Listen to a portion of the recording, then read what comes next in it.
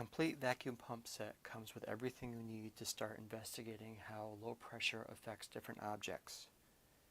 It comes with a high vacuum pump, a connecting hose, 3 balloons, an acrylic vacuum pump plate with rubber pad, and a bell jar.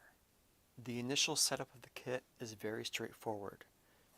You have to place the 4 rubber feet on the acrylic plate, and then you also have to blow up one of the included balloons.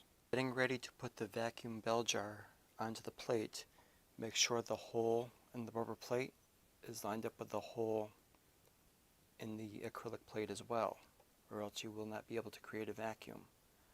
Then you place your object in the center, and again make sure the bell jar that you're using has the hole on the inside.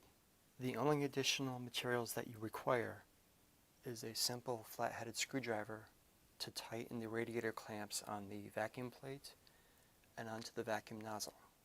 You have your complete setup all ready to go for your experiment. Now before you do any experiment, please make sure you follow the manufacturer's instructions for the vacuum pump. This model comes with no oil in it, but the oil is included. So make sure you properly fill this with oil and understand all operating instructions before you do the experiment. The experiment's all set to go, so let's turn this on. This has to be open to allow air to come out.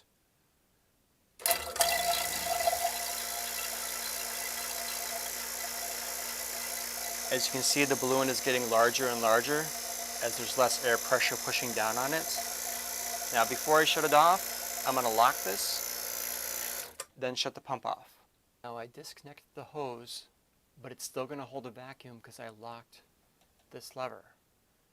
So now what you can do is ask the students, what will happen if I let the air back in?